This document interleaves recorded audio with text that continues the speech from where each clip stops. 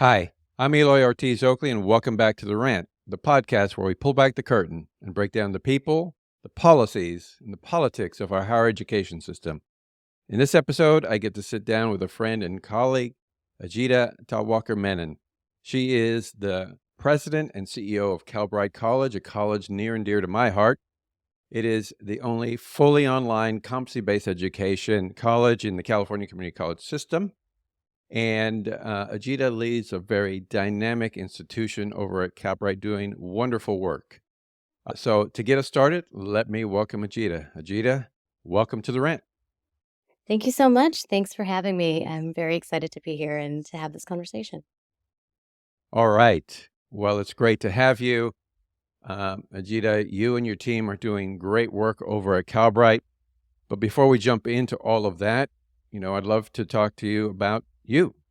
So for our listeners who haven't gotten to know you very well, tell us a little bit about your education journey and how that led you to your role at Calbright. Absolutely. My interest in education has really been rooted in the experiences I had in college. I was a student organizer and in some ways still am at heart. When I was in school, some of the persistent conditions that we see today in terms of the equity gaps and the access gaps remain. And they particularly remain for communities of learners that don't fit some of the constraints of the traditional model. And so Hmm. when I was an organizer in college, I came to understand the barriers that many of my friends and colleagues in the campus community faced. I got very involved in student government, and that really led me to be such a passionate advocate for equity and opportunity. And I think when I fast forward to where I sit today, I've had the privilege of having some incredible vantage points to support this work.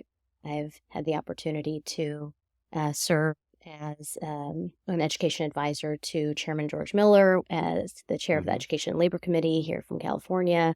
I had the opportunity in the Obama administration to serve under Secretary Arne Duncan, under Secretary Martha Cantor, and then later for the president directly at the White House under the Domestic Policy Council at the White House, where in the second term I was able to lead some of the great work the administration was able to move forward to advance access and opportunity and to lean into innovation and to think about how our higher ed systems were doing in serving learners that needed our support the most. So I really have always looked at these issues, and my journey in my career has had a really important common thread. And I think that common thread is really the ability to continue to keep my focus on seeing the experiences that students have from the lens of the learner, their lived Hmm. experiences, how they're interacting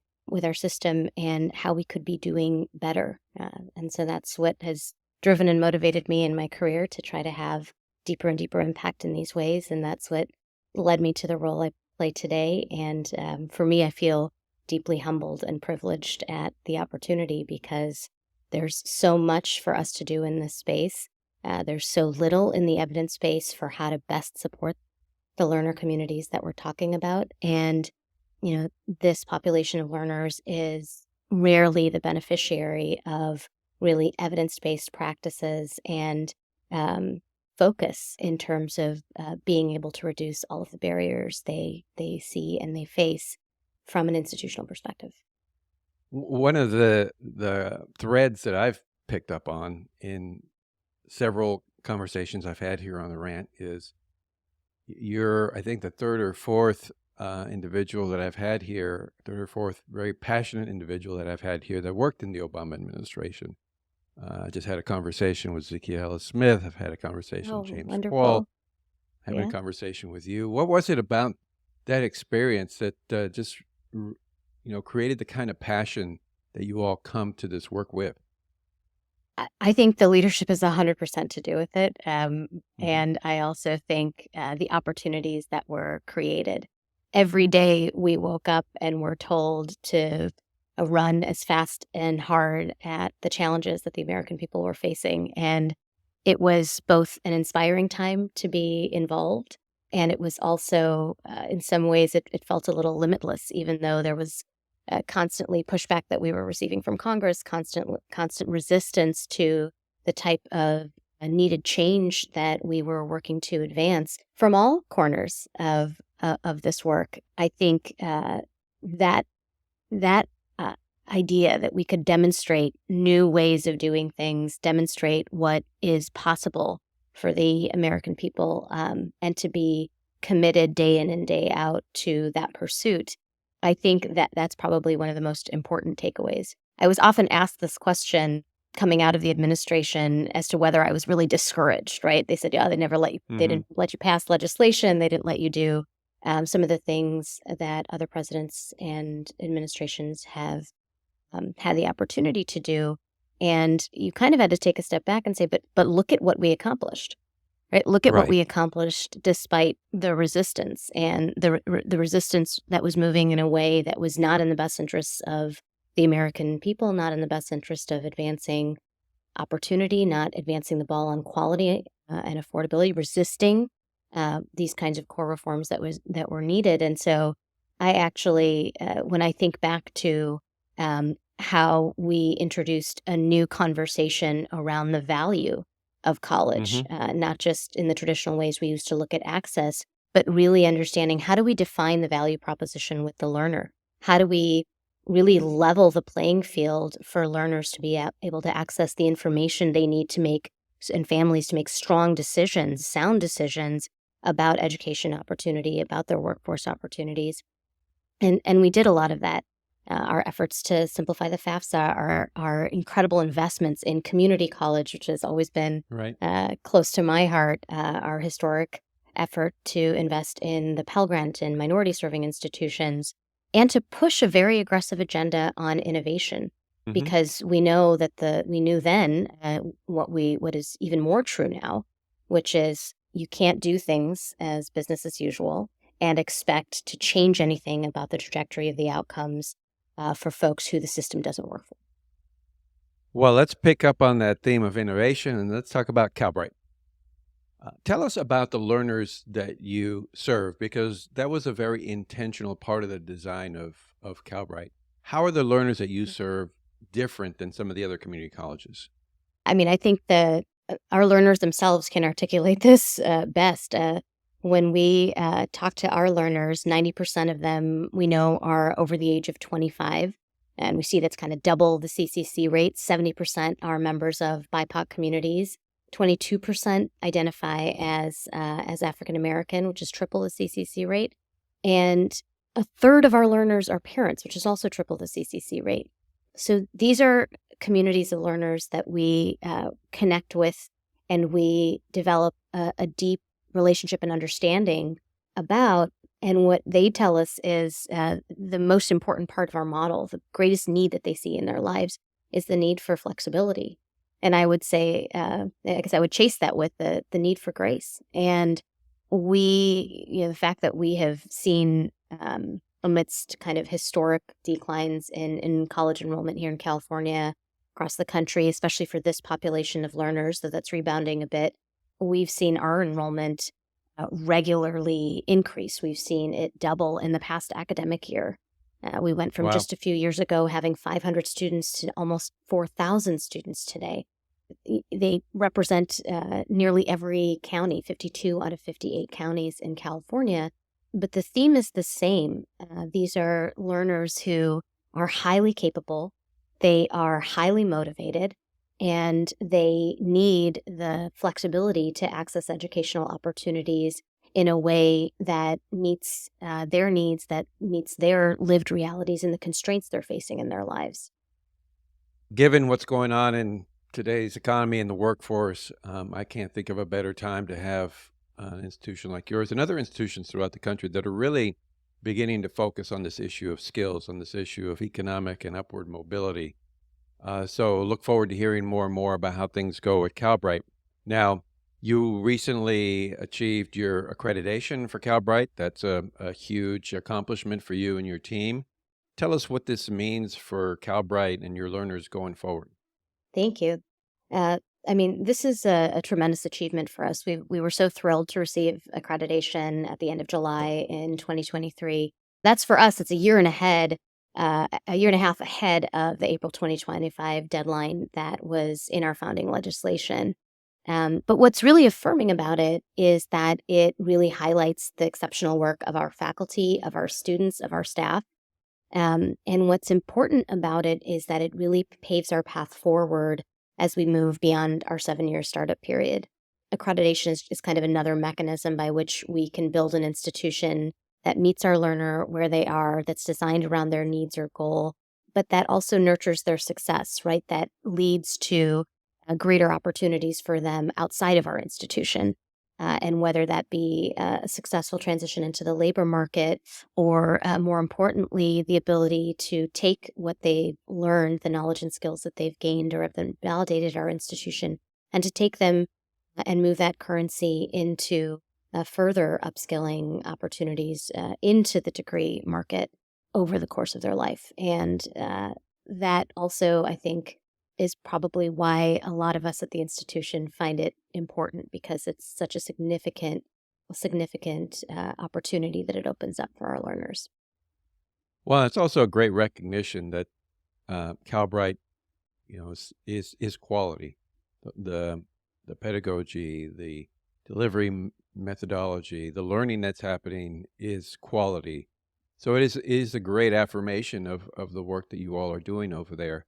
Now, you use the word startup period and your initial investment. So Calbright very much mirrored what a normal startup would look like in the private sector. Tell us what that experience was like, lifting up a brand new college in the public sector with a lot of scrutiny and a lot of people raising their eyebrows at you. I mean, I'm not gonna lie, it was a lot of blood, sweat, sometimes tears. But all joking aside, I think it actually you had a hand in such an important hand and leadership role in having this college be possible, along with former Governor Brown. You saw what was necessary in that this wasn't something that could be tweaked on the margins. It was something that required us to think like an enterprise who had responsibilities, absolutely, to the public sector as a public sector entity and with public sector Hmm. dollars, but that needed to operate fundamentally differently. And so I've always said, it's an interesting opportunity, one of the hardest, I think, opportunities out there in terms of standing up a new institution, largely because it had all the expectations of a private sector startup, but with all the scrutiny, as you said, of a public sector enterprise. And I always think in this space, we are slow to move to systems change in the public Hmm. sector, but it is also Right. exactly and essentially the place where we have to be focused in doing that kind of work. It is always challenging when people can't imagine what a future or alternative looks like. And I used to think I used to, been reflecting on this quite a bit because I think about prior periods in our history where things didn't exist. Social safety net programs didn't exist. We didn't have the Hmm. GI Bill. We didn't have the Higher Education Act. And it really took a small and thoughtful group of committed leaders to understand that there needed to be a different kind of thinking that goes into understanding how to have responsive models, how to have responsive systems that reflect the times and reflect the people in it. So Hmm. just as we can't rest on the fact that they got everything right in 1965, we have to think about this moment that we're in now. And I think it is absolutely colleges like this that and the committed team that we have at the institution, the commitment and the support that we have from the statewide chancellor's office, from key parts of the legislature, from the governor. Calbright is really a part of California leading this conversation, leading the conversation of what has to come next in our educational system, in public higher education, and we're a very anchor part of that. So it was absolutely difficult, and it was absolutely necessary, Hmm. and continues to be so. And I think our accomplishments to date really help illustrate. I think you're absolutely right. I think in a very strange way, all of the consternation has led to a much better product in the end. Your leadership has a lot to do with that. I don't know So if you know, I used to joke that I was here to have the heart attack you weren't supposed to. yes, and thank you for taking that on. Let's talk more about Calbright and some of the work that you're leading within the context of what's going on nationally. There's a lot of talk about skills-based hiring, a lot of talk about skills, the skills revolution, people writing about it, organizations talking about it, employers talking about it. When Calbright was originally designed, it was designed around this skill acquisition model. Yeah. So how do you see the evolution of skill-based hiring rolling out, and what excites you about the opportunities that that presents? Yeah, I'm tremendously excited about it, and largely because I think we have line of sight on how to push, promote, and prove out the concept of why it's necessary and why it works. So when we had this conversation 5, 10 years ago, it was always aspirational. We leaned into competency-based education because we thought it was important to be able to honor learning that had occurred regardless of where it had occurred. And that also obviously started with an understanding that we were not in our higher education institutions effectively validating mastery of skills that people had, whether they came to it with it or whether it was knowledge and skills acquired in residence at the institution. And I think we understood why that was important to be able to translate into the education market. And what started to evolve in the conversation is the reality that this is a two-sided market, that the knowledge and skills piece and the ability to really show what you can do matters not just in the context of an individual's educational experience, but really their career opportunities and their career advancement. Having said that, just as behavior change is hard in higher education, it is equally hard in the hiring side of the market. And so Right. what we find is, though we are all, many of us are so eager to see advancement in the area of skills-based hiring, we also know we can't put the cart before the horse. We know we can align and construct our programs to meet what the skills demands are that are being defined in the labor market. But this question of whether learners will actually be hired on the basis of skills, whether the process of Right. hiring actually allows it, whether the culture and the setup of some of those processes allows for our students to make that transition. When I said earlier that we saw a line of sight into how to prove this out, it's a lot of the work that we think can happen in the context of public sector hiring. So I think some of the most Hmm. promising things aren't just a large name company talking about reducing degree requirements for entry level roles, which is absolutely important and signal bearing for the demand side of the market, but it's also that we've seen a number of governors, especially this governor, Right. really lean into this idea that there are many places in state service, serving your community in the context of a good and secure job that don't necessarily shouldn't really require a college degree. That there's other skills that make somebody uniquely qualified to do that work. And what we are actually heavily engaged in working with Burning Glass Institute as well as Lightcast is to really analyze within state, local, and county level employment opportunities, so the good jobs that are available in every community. How do we think about what the right job roles are? How do we look at the Hmm. tasks involved in those jobs? And how do we think about how to work with those public entities who are in great need of talent um, to be able to bridge and meet the talent gap and the talent needs they have with a workforce that doesn't necessarily have 4 years or 6 or 8 years to get a degree. Right. How do we open up the lens of that opportunity?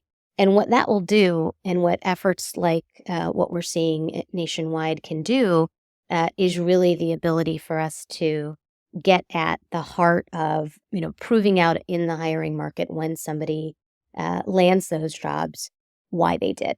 And I sometimes the public sector hiring, I'm not going to lie, it's a difficult space to work in. It's a lot of idiosyncrasies true at the federal level as well in the hiring process. but it is also transparent and it is also visible. So we can see the movement of people. We can see whether the programs that we're doing, the interventions that we're focused on are working. And so I think that work in the public sector is gonna have a tremendous contribution to the movement around skills-based hiring. And we're very excited to be a part of that. So you mentioned governors, and you mentioned the governor of California, Gavin Newsom. He's talked a lot about skills. He's talked a lot about changing the way we think about hiring, changing the way we think about career education, and actually proposing a career education master plan for California. That's got to fit real well with the direction that you were going with Calbright. How do you see that really reinforcing the work that you're doing? It absolutely does. I think we're very complementary to the idea of rethinking and rethinking from the perspective of what are the kinds of opportunities and pathways that learners are going to need. And that has to transcend our thinking between the traditional sectoral divisions that we see in higher education. It has to lean into how folks can have multiple different entry points to access, especially a 4-year degree. And that, I think, is something that we can contribute to. And I think because of the rigor and the focus on quality in what we were doing, we will see a lot of natural opportunity and alignment to see our learners matriculate beyond Calbright towards that degree, towards that requirement that's still an implicit requirement in hiring, as much as we want to wish for the future that is purely skills-based. I think it's an exciting time for California, given the work that Calbright is doing, the work that the California community colleges are engaged in with this new focus on competency-based education and focus on career education. So look forward to see what happens. And as you mentioned, this is every conversation I have with leaders across the country, state after state, is focused on this issue of career connections, career education, economic mobility.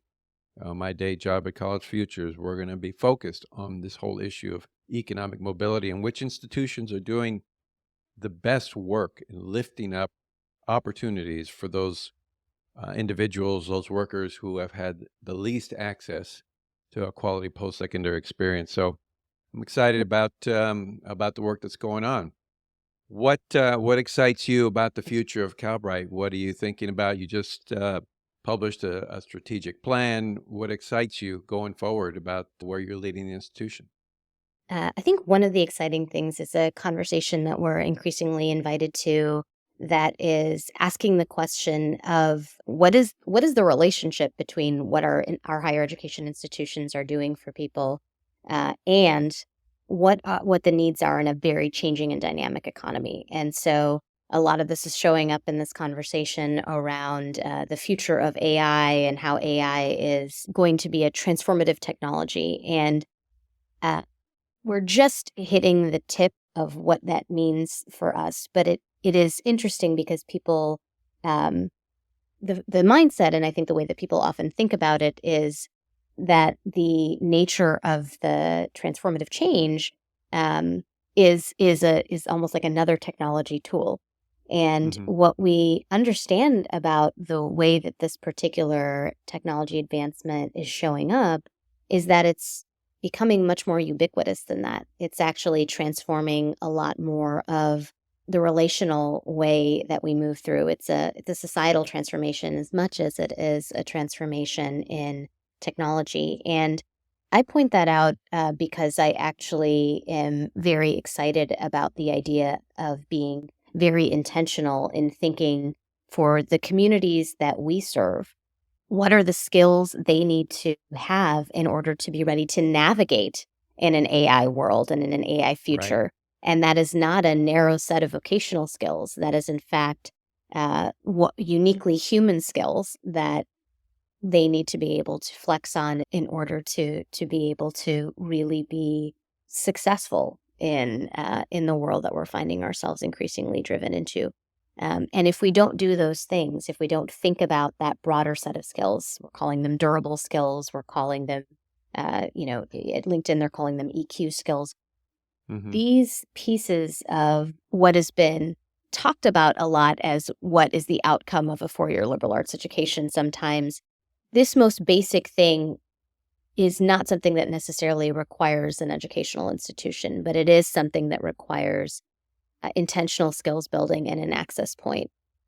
So what I'm most excited about are the types of engagements that we're having with our learners that allow them to really think about how they are going to uniquely develop the career skills. Let's call them career skills to navigate that. And it is not as mechanical, I think, as it might have been traditionally. It's not just the resume writing and the interview skills. It is a bit more in depth than that, and covering a wider range of skills. And so what I'm most excited about is we're really working in our student lifestyle and student life cycle and student experience work, like the ability for us to think about, as a learner moves through our institution, what are the experiences they're having, and can each experience have a value to them? So, different than thinking about a traditional academic experience over here and a support experience over there, or a program here, a program there. How do we actually look at the time we have with an individual and the opportunity for that growth and development to occur as they're acquiring technical skills, but also as they're developing some of these more durable skills, self-efficacy, collaboration, the kinds of communication skills that are needed to navigate this very complex future and this very dynamic future. And so I'm really most excited because I think we're really breaking the mold of what an institution looks like and feels like from the perspective of the learner. And we start by doing that. We start doing that in terms of the first relationship and the first contact that we have with our students. And it carries through in the way that we support their experience at the institution. And we're continuing to really lean in on strengthening that model. And by doing it this way, this is not a spaghetti on the wall exercise. This is not a lot of guesswork. It is really, we've really leaned onto the types of methodologies that help us measure and learn whether what we're doing is effective. And just as much as the community we serve is in our DNA, the other part of our DNA that's most critical to what we do is ensuring that every act that we do in the institution has intention, and that intention is meant to be measured, and that measurement is meant to improve the experience of our learner overall. And I'll give one quick example of this that I think is telling, which is for some time now we've been engaged with UC Irvine, Ideas 42, and Nudge Labs, which is really focused on behavioral interventions.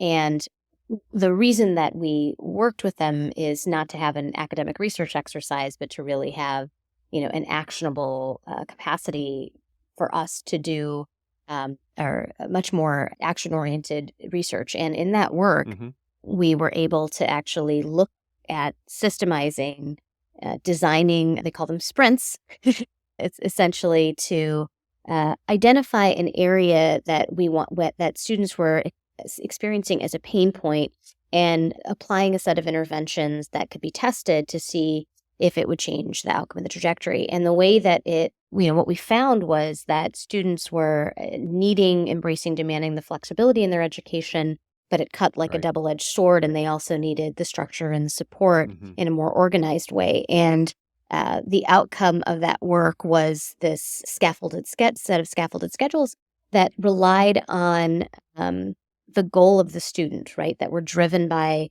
the time a student had and the intention and the goal that a student was setting. And that was such a meaningful understanding for us to have. And so, we rolled that out over a very short period. We did a 2-week sprint. It was implemented shortly after, and we did it in the context of a one pilot program. And just less than a year later, it's gone from the small pilot of less than 100 to 1,200 students. And that idea, the rate and the pace of change, and the ability to pinpoint what it is that we're doing that is most effective, and then scale it quickly, that's what I'm most excited about, our capability to do this as an institution. Because what it means for us is that it's not happening in just some isolated pocket of the institution. what it means for us is we now have the ability to do this and to proliferate this across all our work. And when we try to crack this equation of how do we support success, we often think about it in a traditional institution as a programmatic idea for a particular community. We don't Mhm. often go deeper under the hood to say, what is it about the specific intervention that is or is not effective? And being able to break up those pieces apart become very important for continuous improvement at our institution, continuous innovation at our institution, and stronger and stronger successive outcomes for our students. But it also has a profound contribution to what we can be doing for adult learners more globally at institutions across the state and institutions across the country, because we're starting to crack the code of how best to serve adult learners, working learners. That's great. Well, let me ask you one last quick question as we begin to wrap up. Uh, you're focused on a very particular demographic of learners who really struggle in the economy. There's certainly the threat of AI on the kind of jobs that are being created and the kind of opportunities that they may or may not have going forward. If there was one or two pieces of advice you would have for policymakers, either in the state or in DC, what would that be? Particularly given that there's also this conversation in DC going on around short-term Pell and other aspects of career education. Yeah. What advice do you have for policymakers? The advice I have is really based on the learning and the experience we have as an institution, which is you have to create the space with safeguards and accountability, of course, Hmm. for innovation to happen and for us to be able to test what works. And the old theory of action that it is the research one university, which is the primary place that this kind of Right. research should happen, is doesn't hold today because it's not an academic exercise purely, it's a tactical exercise. And so giving institutions the space to experiment with that in ways that do not present risk to the student, but do allow us to actually hone in on what are, the best practices to see stronger outcomes for learners. That is a hard and complex problem to solve, and it can't be solved by shuffling around, the deck chairs on the regulatory and policy side of things. We have to Hmm. do a lot of responsible experimentation. It has to be done in the public sector, and it has to be done for the public good and public benefit. That's what we represent as an institution, and I think that is the direction that needs to be expanded, grown, invested in, and it needs to be housed in a place where the learners are. So I am, a lifelong advocate of community colleges, and part of the reason is because there's great potential in community colleges to really excel in this work Hmm. with the right approaches, with the right investment, and with the right structures. And so I would double down on the need for that investment. And I would also say, I think, we really enjoy our partnerships with four-year institutions like UC Irvine, who are Right. who are true partners in the process of being able to solve this equation. So I think when we think about the relationship between institutions rather than just thinking about them as segments of the market, how do we think about truly unleashing the collaborative opportunities across those different types of institutions to solve for these very complex challenges? We talked a little bit about our strategic vision.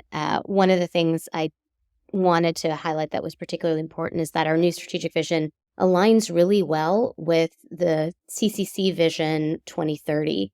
Mhm. And the purpose is just what I was talking about, this need to have more of a collaborative effort across the system to effectively serve adult learner populations and to really hone in on closing the equity gaps that we've seen persist for decades.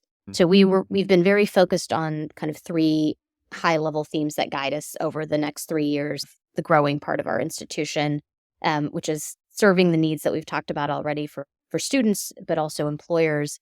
This piece around driving institutional excellence, which has all of the component parts I talked about, including, a DNA of change, innovation, of testing, of scaling. and to really amplify our innovative approach. How much can we share in real time about what we're doing and about what's working for the benefit of California institutions, for the benefit of institutions who are focused on this community of learners nationwide? And also wanted to highlight the work that we're doing in California in really thinking about the role of an institution like this, a statewide institution, in advancing the regional workforce development and economic development goals we've been having. And so we've been very present in the LA area, in the Inland Empire, in Central Valley, in increasingly engaging in even rural parts of the state to see the role our institution can play in supporting those efforts. Well, that's amazing body of work. Great advice for policymakers. I'll reiterate to all the policymakers that may be listening in to double down on their investment in community colleges, particularly colleges that are focused on this type of innovation. Now, if folks want to take a look at your new strategic vision, what's the best way to access it? Should they just go to your website? Yes, it is absolutely on our webpage. Encourage you to check it out. And part of it is an open invitation for the collaboration work we know lies ahead for our institution. And so, one of the things, for example, we've done is in the fall, we launched a very innovative tools competition. That's a national tools competition partnering with Axum Group, Schmidt Futures Foundation, Georgia State, who is running the competitions, really focused in on engaging adult learners in higher education and to see the way technology and innovations and ideas that are out there can be best leveraged to support success for adult learners. And I mention that because I think both coming out of the learning engineering tools competition and other opportunities that are more non-conventional in the approaches that institutions in the past, I think, have taken, we're really looking for partners who want to unleash their creativity, their resources, and deep partnership with us to solve some of these key areas that we're focusing in on. Well, that's an open invitation to innovators across the country to work with Calbright College. I'll make sure and put the website address in the comment sections on this podcast. Ajita, thank you for taking the time out of your busy schedule to talk to me here on The Rant, and thank you for the great work that you're leading. Thank you so much. I appreciate it. Have a great day. All right. Well, you've been listening to my conversation with Ajita Talwalkar Menon, President and CEO of Calbright College, doing amazing work serving our lowest skilled learners in the workforce. Thanks for joining me here on The Rant. Please continue to follow us on this YouTube channel, hit subscribe, and of course, you can continue to follow us on your favorite podcast platform. Thanks for being with us, everybody, and we'll see you soon.